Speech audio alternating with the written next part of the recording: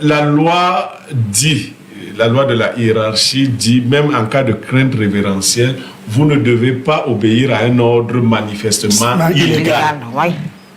C'est-à-dire que si votre chef vous demande de faire ce qui est illégal, et plus encore, illégal et immoral, bon, ça c'est la loi. Oui. Mais vous pouvez vous retrouver vous-même comme une victime grave, c'est-à-dire que peut-être qu'il y a d'autres qui t'attendent dehors pour te fouetter à ton tour. Il faut une enquête sérieuse nous permettra de comprendre la trame de cette histoire. Il s'agit de quoi? Et au-delà de l'histoire que nous avons sous les yeux, il faut que nos autorités se réveillent. Est-ce que nous n'avons pas remplacé la fenêtre par la porte? Hier, les Français et les Anglais étaient là. Ils ont arrêté quand même de fouetter après nos grands-parents. Nous avons appelé nos frères qui nous ressemblaient un peu dans la pauvreté, les Chinois, parce qu'ils étaient pauvres hier. Mais c'est sur nous qui viennent déjà devenir forts. Vous savez, il y a un film de Bruce Lee, je vous le rappelle, où les Japonais avaient soumis les Chinois à ce genre de maltraitance. Il va à une cérémonie et les Japonais lui disent que non, vous ne pouvez pas entrer. C'est interdit aux chiens et aux Chinois. Il y avait un écriteau qui disait interdit aux chiens et aux Chinois. Pendant que Bruce Lee était tenu là, une dame japonaise est venue avec son chien entrer. Bruce Lee de dire que mais voilà un chien qui entre. Comme pour dire que donc les Chinois peuvent aussi entrer. Le japonais de lui dire non, si tu te mets à quatre pattes, je peux dire que tu es mon chien et j'entre avec toi. C'est pas vrai.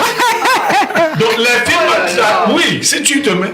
Ce que Bruce Lee a fait, c'est qu'il les a bastonnés correctement et il a bondi, il a cassé l'écriteau. C'est un film que vous pouvez voir. Donc, M. Feudier disait, les Camerounais sont résilients. Non, à force de nous terroriser, nous ne réagissons même plus comme un peuple normal. Vous voyez? Parce que si un enfant trouve que tu as battu sur sa mère, il n'attend pas que la gendarmerie arrive. Non, il va te taper d'abord. Il te tape d'abord. C'est ça.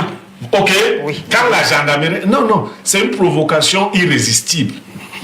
Ce genre d'image, si ça s'était produit en Chine, c'est toute la communauté noire qui serait en train de subir. Toute la communauté noire. Mais les Chinois sont suffisamment à l'aise, suffisamment protégés et tout. D'autres sont en train de faire ça en ce moment dans leurs usines, en train de dire aux Noirs, ne regardez pas ce qui se passe là-bas. Hein. Vous savez que vous êtes nos esclaves. Donc je dis, il y a un travail de fond à faire. C'est pour cela que hier, j'étais dans une émission et je félicitais quelqu'un comme le Premier ministre Sonko. Devenu président du Cameroun, on va se faire respecter. Parce que pendant que nous parlons là, la Chine vient de vous prêter, de vous faire un don d'un milliard combien de... Je crois de 100 millions. 1 milliard, 100 millions de dons de riz. Donc, si vous voulez vous révolter, reprennent leur riz, non? On n'a pas le riz à Yagua. On a le riz à Yagua. Reprennent leur riz. Donc, si on tape un peu votre frère comme ça, alors qu'on vous a donné... Donc, on rembourse déjà. Vous remboursez déjà. Voilà, c'est ça que nous remboursons comme ça. Incroyable. Voilà. Alors, à propos, pour essayer de mettre l'eau dans le moulin, il faut comprendre que pourquoi est-ce qu'on utilise un noir pour fouetter un noir? Je reviens toujours à l'histoire. Pour ceux qui ont vu le feuilleton Racine, le film Mademoiselle, vous allez voir le commissaire Domato qui fouette les noirs à la Senzala. Mais qui fouette les noirs? C'est un noir qui fouette d'autres noirs. C'est exactement cette reproduction-là. J'étais petit quand je voyais ça. Et ce nom est resté dans ma tête. Le commissaire Domato. Le fouettage des noirs dans la Senzala. Alors, vous voyez que le 18e siècle est revenu. C'est revenu. Oui, mais quand vous enseignez l'histoire aux jeunes gens, mettez des nuances. Il y a deux types de nègres qui vont dans la traite négrière. Il y a ce qu'on appelle les nègres des champs et les nègres de salon. Vous comprenez? Les nègres de salon, c'est ceux qui ont la chance de ne pas travailler dans les champs avec les autres, être dans les maisons des Blancs. Ils se prennent déjà pour des Blancs. Et c'est eux qui doivent donc faire le travail. C'est-à-dire que quand ils regardent leurs autres, c'est comme ça la vie. C'est-à-dire qu'on vous sépare d'abord. On donne l'impression que Claudia est en haut, comme le RDPC. En bas, comme le FNSC. Ça, c'est une balle pour le table. Et à partir de là, vous sentez les ailes monter, vous poussez des ailes. Donc ils se sentent blancs. C'est pour ça que même quand les blancs sont partis de nos États, les noirs qui les ont remplacés, qui se sentaient à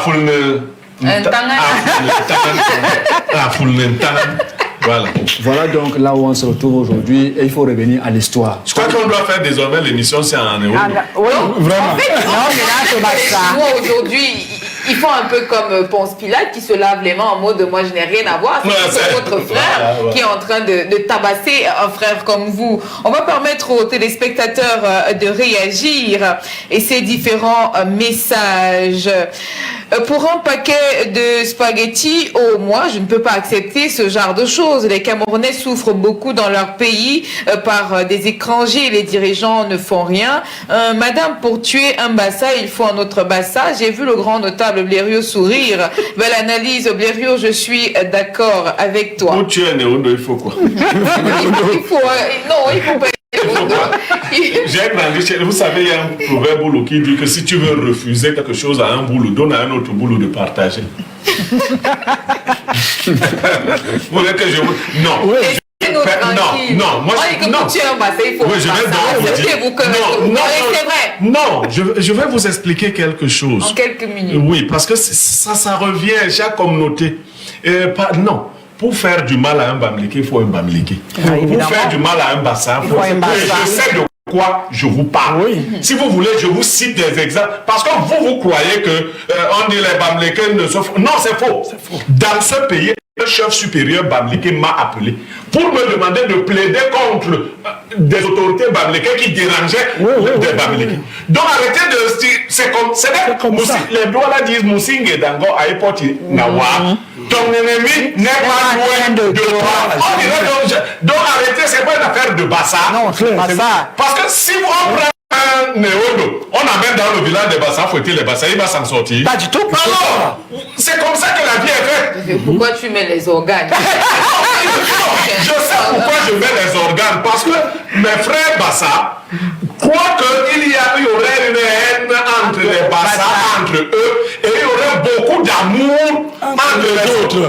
Je vais vous dire, le FNE est dirigé par les Bafias. Demandez aux Mbamois en général, ils vont vous dire que nous qui sommes du Mba, c'est une seule famille qui jouit. Vous comprenez? Donc, arrêtez. C'est comme ça que les choses sont. Je veux que les Bassa lavent ça de leur tête. Vous comprenez?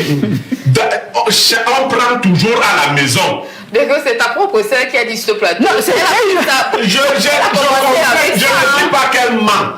Mais je complète sa connaissance pour lui dire que ce n'est pas une spécificité des Bassa. Okay. D'accord? Je sors en vous disant, on vient de faire, le PCA de NTV a nommé un DG. Il a nommé un Bamileke. Et quelques Bassa sont sortis pour dire que vraiment, on savait que tu détestes le président de la FECAFOOT, on ne savait pas que tu détestes aussi les Bassa et tout le reste. Tu as donné ta télé à un Bamileke. Vous savez, le président de la FECAFOOT a pour chef de protocole depuis plus de 20 ans. Son homme a tout fait, il s'appelle Tamo. Le chef de protocole du premier fils du chef de l'État, Franck Biya, c'est un Baganti. Je voulais qu'on continue. Non, ne continue pas. Le type que vous voyez président de l'Assemblée nationale, c'est le fils adoptif de la première dame qui était une bêtise. Pourquoi vous créez des fausses choses qui n'existent? C'est ça le problème des petits esprits. Je prends le soin de vous dire. Et je vous réponds donc que pendant ce même temps, un autre Bamileke a ouvert une chaîne de télé et il a nommé un Bassa DG. Ah oui. On est même dans quel pays finalement?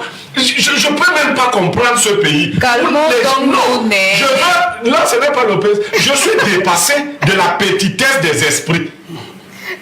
Je vous dis que dans le même temps, un Bamileke a ouvert sa chaîne aussi et il a nommé comme DG un Bassa. D'accord. Pourquoi vous êtes dans vos petitesses? D'ailleurs, moi, la chaîne, si ce n'est pas la chaîne des Bassa, que ce soit clair, c'est la chaîne des Camerounais d'ici et d'ailleurs. D'accord.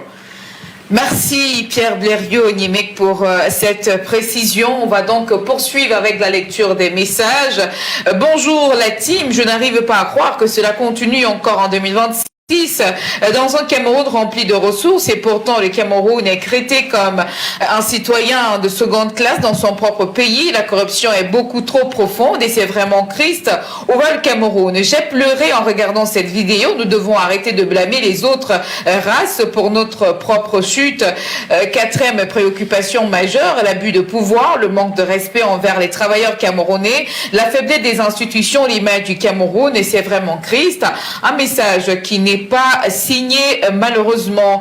Bonjour la grande Claudia ainsi qu'à ton panel. Ce pays est dangereux. Ce qui est regrettable, c'est un Camerounais qui inflige cette punition. Les lanceurs d'alerte sont pris au sérieux de nos jours. Les chaînes État divulguent ce qui est beau avec le slogan « Tout va bien ». Le gouvernement ne protège pas les nationaux au détriment des expatriés. Voilà ma contribution. C'est l'enfant de Vogada qui nous écrit. Un autre message. Bonjour, très belle émission et surtout un agréable bonjour à mon grand frère Blériot. Parlons de la dénonciation. Les autorités montrent que les Camerounais n'ont aucune valeur à leurs yeux. Ça fait tellement mal de voir une telle scène en plein 21e siècle. Claudia, je ne pense pas que le gouvernement chinois tolère une telle barbarie. L'ambassadeur chinois au Cameroun doit rappeler les ressortissants de son pays à l'ordre. Aux Camerounais, je vous demande de faire nos achats ailleurs en attendant une vraie solution. Ils ne peuvent pas ouvrir des magasins comptant sur nous pour faire des chiffres, du chiffre d'affaires et nous torturer en même temps. Junior qui nous écrit depuis la ville de Yaoundé. Un autre message, le Cameroun est un cas d'école. Ne vous interrogez pas sur ce qui est à refaire, car tout dans ce pays est à repenser, à refaire. Le système actuel est dans une tristesse lamentable. Un expatrié qui vient utiliser un Camerounais pour torturer un autre Camerounais. L'État ne protège pas ses citoyens. C'est très grave. Voyez-vous donc la défaillance du système judiciaire? Personne ne croit en la justice du Cameroun qui a plusieurs vitesses. Personne ne peut aller déposer plainte et même un juge voyant un tel acte peut se constituer partie civile et porter cette triste affaire vers les instances. Sa Majesté Dibandé depuis la Côte d'Azur. Bonjour maman, comment allez-vous et la famille? J'espère et le boulot que Dieu vous bénisse. Maman, j'ai besoin d'un petit travail. Un message qui n'est pas signé. S'il était signé, tu l'as sa maman. J'allais dire que le PC est sur ce plateau. Ah bon. Et puis le numéro de la direction de MTV est affiché au bas de maman. Au lieu d'écrire à maman, écrivez à papa. Bonjour Claudia, bonjour à tous tes notables. Voilà à quoi les Camerounais ont été réduits en plein Yaoundé au Cameroun.